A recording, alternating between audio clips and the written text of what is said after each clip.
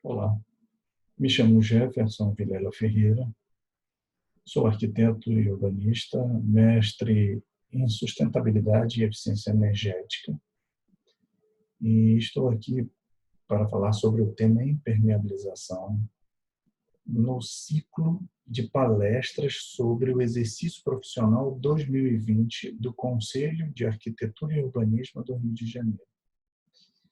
Estudo e trabalho com impermeabilização desde 96. Considero ser um assunto importante que, bem dominado, trará segurança e perenidade nas suas obras. Gostaria de despertar o interesse em você para se dedicar a estudar sobre esse tema, pois no cotidiano o assunto é bem frequente, principalmente nos períodos chuvosos, onde fica mais patente as infiltrações e vazamentos. Estas infiltrações e vazamentos trazem desconforto aos usuários, problemas de saúde e, por vezes, o colapso das edificações. Para que você evolua no tema e desenvolva esta habilidade específica, recomendo fazer cursos, ouvir palestras, participar de congressos e estudar as normas brasileiras.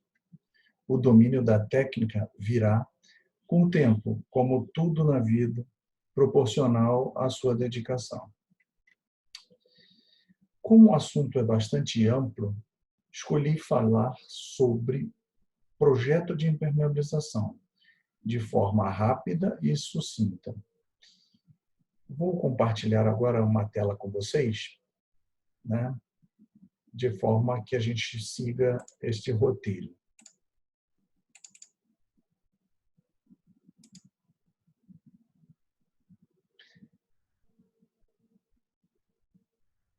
Impermeabilização. Primeiro vamos à definição, né? Segundo, vamos ler juntos aqui. Segundo o IBI, Instituto Brasileiro de Impermeabilização, é uma técnica que consiste na aplicação de produtos específicos com o objetivo de proteger as diversas áreas de um imóvel contra a ação de águas que podem ser de chuva, de lavagem, de banhos ou de outras origens. Já, segundo a norma brasileira ABNT NBR 9575 de 2010, é o conjunto de operações e técnicas construtivas, no caso serviços, composto por uma ou mais camadas que tem por finalidade proteger as construções contra a ação deletéria de fluidos, de vapores e da umidade. Na rede, normalmente as pessoas tendem a procurar sobre o tema ou pela palavra, aparece também, segundo a Wikipedia, é o ato de tornar algum material, área ou objeto impermeável, o que garante a sua estanqueidade, né? Isto é, de fazer com que a água, outro fluido, fungos e bactérias não consigam atravessar este material, área ou objeto. A classificação dos sistemas de impermeabilização são 3, e que também correspondem aos tipos fundamentais de infiltração: impermeabilização para água sob pressão, impermeabilização para água de percolação e impermeabilização contra a umidade do solo. Se você consultar na internet, você encontrará algumas outras definições, mas, em linhas gerais, podemos adotar estas, que são bem dentro da nossa realidade, né?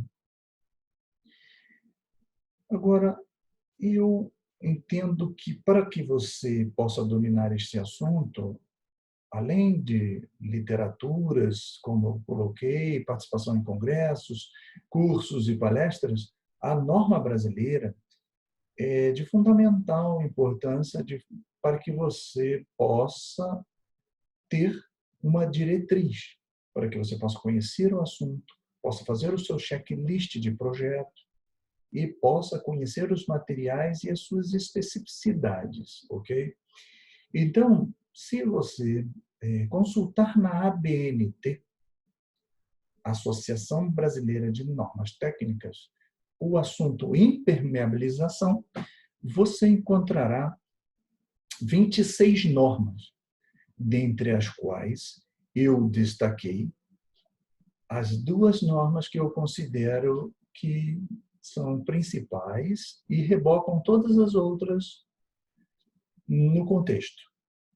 Estas normas, elas são as normas de execução de impermeabilização e impermeabilização, seleção e projeto, que seria a 9574 e a 9575. Complementando, temos a norma 15575 em 6 cadernos, ou 6 fascículos que se complementam, que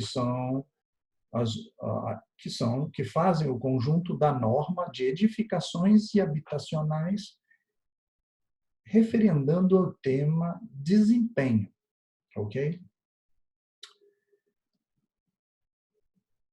Separei aqui da norma 15575, sendo pesquisado o tema, essa parte da norma, no Instituto Brasileiro de Impermeabilização, eu tenho como requisitos gerais essa tabela de vida útil do projeto. Hoje, um tema muito importante e amplamente discutido entre os profissionais da área de impermeabilização. Importante vocês atentarem para esta norma, porque tem um capítulo totalmente dedicado à impermeabilização. Vamos fazer aqui rapidamente uma leitura juntos da parte da edificação. Impermeabilização manutenível sem quebra de revestimentos, que são aqui, por exemplo, os componentes de juntas e rejuntamentos, mata-juntas, sancas, golas, rodapés e demais componentes de arremate. E também, como exemplo, impermeabilização de caixa d'água, jardineiras, áreas externas com jardins, coberturas não utilizáveis, calhas e outros. Percebam que nós temos a tabela ao lado ali, considerando os anos de vida útil do projeto, mas, nesse caso, sem quebra de revestimentos. Na linha abaixo, podemos ler aqui, impermeabilização manutenível somente com a quebra dos revestimentos. Impermeabilização de áreas internas, de piscinas, de áreas externas com pisos, de coberturas utilizáveis, de rampas de garagem e etc. Percebam quanto ampliou em anos essa vida útil deste projeto, ok? Agora, um detalhe bem importante está aqui embaixo, abaixo da tabela. Os prazos de vida útil são contados a partir da expedição do habite da edificação, ok? Vocês poderão comprar essa norma na ABNT e fazer a leitura, pois não tem somente o item impermeabilização. Ela é completa para toda a edificação, certo? Passamos agora ao projeto de impermeabilização propriamente dito, o tema da palestra. Destaquei essa figura, esse desenho, de forma a chamar a atenção de você quanto às áreas, quantas áreas nós temos para nos atentar quanto ao trabalho de impermeabilização, projeto de impermeabilização, especificações, compatibilização de materiais de revestimento, acabamentos finais, entre outros. Percebam, nós temos aqui, de baixo para cima, nós temos o subsolo, com as paredes, as cortinas. Nós temos o piso da garagem. Nós temos a piscina. Nós temos toda a parte de alvenaria. O entorno da piscina também, né? A laje ao redor da piscina. Toda essa alvenaria que compõe a fachada da edificação. Os banheiros, as cozinhas, as áreas de serviço, certo? Nós temos também as varandas, temos o teto verde hoje, também presente para impermeabilização. Temos a parte de cobertura, os telhados, e não esquecendo de voltar para o subsolo, pois temos as cisternas e temos as caixas superiores, né?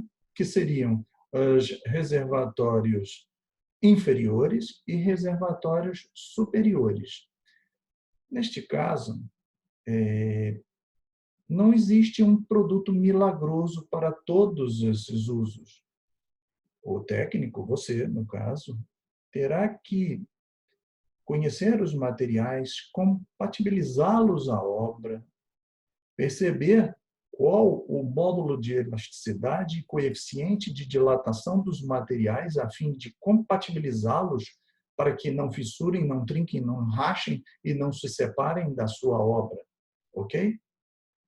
Uma especificação, um projeto de impermeabilização carece também de você, como profissional, estudar os manuais técnicos dos produtos que são fabricados ou indicados para cada uma dessas áreas. Faz parte da sua habilidade específica de impermeabilização ter o domínio, o conhecimento para que serve o material, aonde ele deve ser utilizado, ok? Como eu falei, não temos um material milagroso. O material precisa ser corretamente especificado e você, como senhor da obra, precisa conhecer o desempenho de cada um desses materiais. Passando agora a outra imagem que eu separei para vocês, nós temos aqui o subsolo. Por que eu separei o subsolo para vocês? De uma certa forma, é um local onde nós temos pressão negativa e positiva, e um local onde acontecem fenômenos que nós podemos até colocar da seguinte forma: olha, estou com um problema de infiltração e vazamento na parede do meu subsolo, seja em blocos, seja em concreto armado, e muitas das vezes o problema não é de impermeabilização. O subsolo pode estar estanque, mas o subsolo está em contato direto com a terra. Então, no seu projeto de impermeabilização, você tem que contemplar também um outro material muito importante que faz parte dessa solução de impermeabilidade do seu subsolo, que é o isolamento térmico. Caso você se esqueça de projetar um isolamento térmico, se o seu subsolo não tiver boa ventilação, se ele for um espaço muito confinado, com ventilação precária, sem prismas de ventilação, sem torres de ventilação que possam fazer a troca do ambiente, a troca do ar do ambiente, né? Você poderá ter aquela corriqueiramente chamado, né, parede chorando, que seria uma água aderida na superfície da parede, da sua alvenaria, da sua cortina de concreto, em que essa água é proveniente não de problemas de infiltração e vazamento, e sim em função do choque entre temperaturas. Ok? O que é esse choque de temperaturas? De uma forma bem simples, né? Seria que a Terra está a 16 graus, mais ou menos. Está em contato com a sua cortina de concreto, com a sua parede de alvenaria. Ela resfria essa parede e traz até a superfície interior da construção essa temperatura de 16 graus. No entanto, o seu subsolo, muitas vezes, às vezes utilizado como garagem, comporta veículos que têm o seu motor aquecido quando chegam e, ao desligar, aquecem todo o ambiente com temperaturas que podem chegar a 26, 28, 30, 32 graus. Portanto, o que ocorre? Uma condensação. Aquele calor latente ele vai se dissipando e ele vai se transformando, vai evaporando e vai condensando e vai se transformando do estado gasoso para o estado líquido. Então, toda a sua alvenaria, toda a sua cortina de concreto, ela está quente, a superfície gera esse choque na interface do quente com o frio do bloco ou da cortina de concreto e gerar condensação. Então, começa a gerar o quê? Gotículas de água que ficam aderidas na superfície.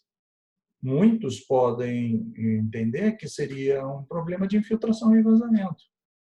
E, no caso aqui, é um problema de isolamento térmico, ok? Tendo uma boa ventilação no subsolo, um subsolo com prismas e com exaustão mecânica, nós, por vezes, não temos esse problema e bastaria um sistema de impermeabilização pelo lado externo, que seria o mais correto, chamado invólucro externo, ou pelo lado interno, quando não é feito pela parte externa da obra. Dando continuidade aqui, vamos passar. Aqui eu coloco uns exemplos de projeto de impermeabilização, no qual eu escolhi um detalhe específico, desenhado com o programa CorelDRAW, e um outro detalhe desenhado no AutoCAD. Vocês percebam a diferença entre os dois, certo? Você pode fazer o seu projeto em AutoCAD e também oferecer ao cliente um projeto renderizado com Revit ou então um projeto em Corel, de forma a facilitar o entendimento do cliente ou da fiscalização, se no caso quem fiscaliza não é técnico especializado em impermeabilização. Talvez a comitê de obras do condomínio de algum cliente que você venha a atender possa se interessar por um detalhe no qual ele consiga enxergar as etapas de revestimento, de impermeabilização, onde estão os materiais, certo? Eu acredito que fique bem ilustrativo e de suma importância que todos os envolvidos no projeto de impermeabilização da obra em si tenham um conhecimento e um domínio sobre o que será feito, qual o esperado, o que o cliente, qual a entrega final para o cliente, né? Agora, na elaboração e responsabilidade técnica, eu convido vocês a lerem comigo aqui que o projeto básico de impermeabilização deve ser realizado para obras de edificações multifamiliares, comerciais e mistas e industriais, bem como para túneis, barragens e obras de arte, pelo mesmo profissional ou empresa responsável pelo projeto legal de arquitetura, conforme definido na NBR 13532.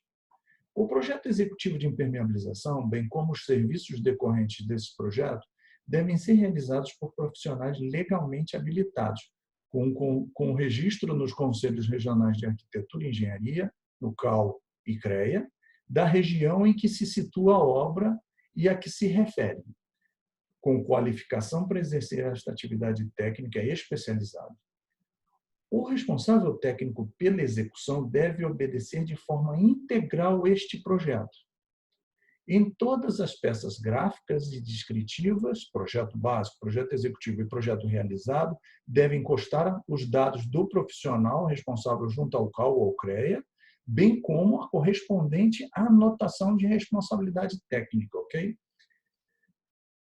É de suma importância que nós até consultemos também as associações, como a Associação de Engenharia de Impermeabilização, como o Instituto Brasileiro de Impermeabilização, sobre as empresas, sobre os profissionais, se tem conhecimento, se tem algo que desabone o profissional a fazer o atendimento no projeto de impermeabilização, ok? E a você que vai se dedicar a essa área específica, essa habilidade específica, você também deverá depois se unir a essas associações, aos institutos, de forma a colocar o seu currículo, as obras que você realiza e participar de todos os congressos e palestras que são ministradas lá, a fim de aprimorar o seu conhecimento, ok? A impermeabilização deve ser projetada de modo a evitar a passagem indesejável de fluidos nas construções pelas partes que requiram estanqueidade, podendo ser integrado ou não aos outros sistemas construtivos, desde que observadas normas específicas de desempenho que proporcionem as mesmas condições de impermeabilidade. Proteger as estruturas, bem como componentes construtivos que porventura estejam expostos ao intemperismo, contra a ação de agentes agressivos presentes na atmosfera. Proteger o meio ambiente de possíveis vazamentos ou contaminações por meio da utilização de sistemas de impermeabilização. Percebam, hoje, como exemplo, podemos citar várias empresas que tenham tanques de armazenamento de óleo diesel para geradores, grupos de motogeradores, de forma que esses vazamentos de diesel não infiltrem na terra, ok? Indo para o subsolo. Portanto, hoje é exigido projetos de impermeabilização, de diques de contenção, os postos de gasolina são frequentemente fiscalizados contra a impermeabilidade ao solo, né?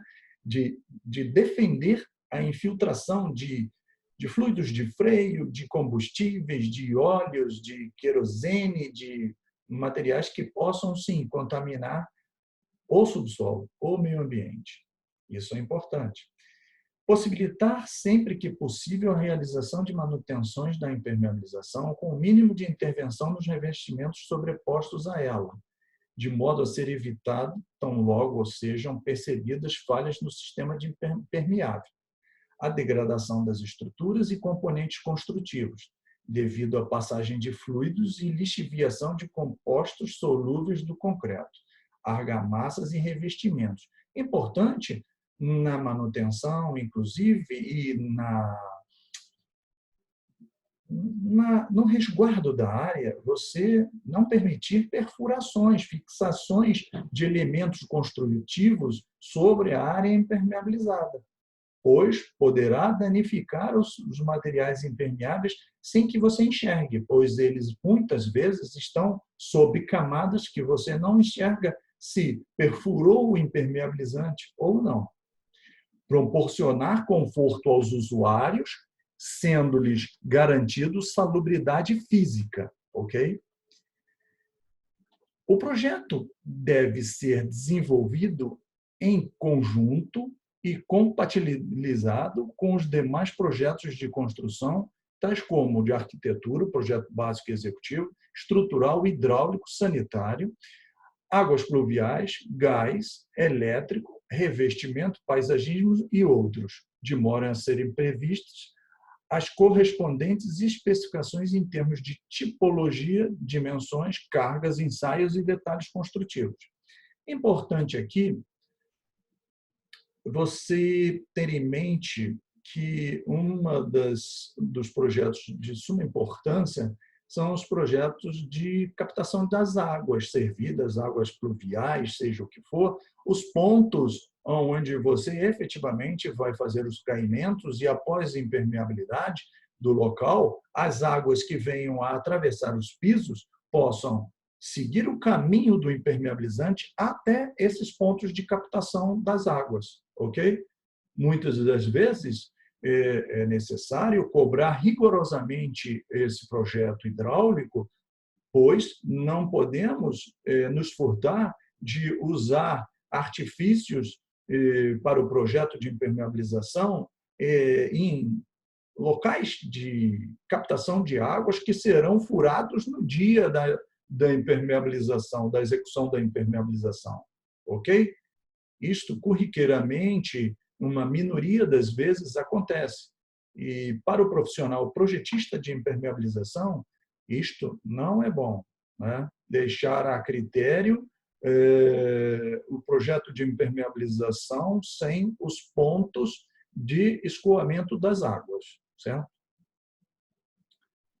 No projeto básico de impermeabilização, ele vai conter os desenhos e os textos. Vamos ler aqui. Os desenhos são as plantas de localização e identificação das impermeabilizações, bem como dos locais de detalhamento construtivo. Detalhes construtivos que descrevam graficamente as soluções adotadas no projeto de arquitetura para o equacionamento das interferências existentes entre todos os elementos e componentes construtivos. Detalhes construtivos que explicitem as soluções adotadas no projeto de arquitetura para o atendimento das exigências de desempenho em relação à estanqueidade dos elementos construtivos e à durabilidade frente à ação da água, da umidade e do vapor de água. Os textos de suma importância é esse memorial descritivo dos tipos de impermeabilização selecionados para os diversos locais que necessitem de impermeabilização. Já o projeto executivo de impermeabilização, também contendo desenhos e textos, vamos ler aqui as plantas de localização, identificação das impermeabilizações, bem como de todos os locais de detalhamento construtivo, detalhes genéricos e específicos que descrevam graficamente todas as soluções de impermeabilização. Textos. Temos o memorial descritivo de materiais e as camadas de impermeabilização, o memorial descritivo de procedimentos de execução, a planilha de quantitativo de materiais e serviços, metodologia para controle e inspeção dos serviços. De suma importância para o profissional fazer a medição in loco, porque uma minoria das vezes acontece do projeto de arquitetura conter cotas e medidas em que elas não batem no local do projeto. Então, é de suma importância o projetista de impermeabilização fazer uma visita à obra, fazer o seu levantamento, fazer a sua medição de forma a ter a certeza que o projeto de arquitetura está certo, correto, porque isto influenciará principalmente na proteção mecânica, nos revestimentos e nos caimentos que você deverá dar em direção aos pontos de captação das águas, certo? Finalizando aqui essa parte dos projetos de impermeabilização, eu chamo a atenção de vocês, né? Não temos tanto tempo para expor muito sobre essa área da impermeabilização, então nós pegamos esse resumo de problemas construtivos, né? Essa é uma pesquisa, um levantamento que foi feito das construtoras na cidade de São Paulo, que a impermeabilização representa 32% dos problemas construtivos, seguido de caixilhos com 14% e instalações em geral com 12%. Percebam que 32% de problemas construtivos em impermeabilização é grave, é sério e pode vir a causar problemas, tanto para o imóvel quanto para a saúde de quem habita o ambiente, quanto aos mais graves, que são os colapsos estruturais tirando vidas, ok? Então, é de suma importância nos dedicarmos a fazer um excelente trabalho, um excelente projeto de impermeabilização. E se você vai se dedicar a essa área, com afinco, pesquise, leia, consulte todos os manuais virtuais ou gráficos de materiais, conheçam os materiais. O bom técnico, o bom profissional, ele também conhece não só a parte de projeto, a parte teórica, ele conhece também a parte prática, ele se dedica a ler, a conhecer como aplicar o material, como conhecer o material, características técnicas, se ele pode ser usado em ambiente confinado, se ele é à base de solvente, se ele é à base de água, se ele agride a natureza, se ele agride a saúde do profissional, quais são os EPIs que eu preciso para o meu profissional, o que no meu projeto de impermeabilização eu vou deixar como recomendação para que o meu cliente e para que a sociedade possa ter uma evolução, né, saudável e comprometida com o meio ambiente, com a saúde das pessoas, certo? Em todas as áreas existem especialistas e cabe a você a escolha de qual tema irá se dedicar, certo? Você também pode vir a não ser um especialista no assunto, mas o conhecimento não ocupa espaço. Você pode, sim, se dedicar a conhecer um pouco sobre o assunto, se interessar e se destacar, por vezes, nesse tema que eu escolhi para uma dedicação profissional que me trouxe sempre bastante alegria de trabalhar com este tema, ok? Agradeço a sua atenção e despeço-me desejando saúde e paz e até a próxima, ok? Obrigado.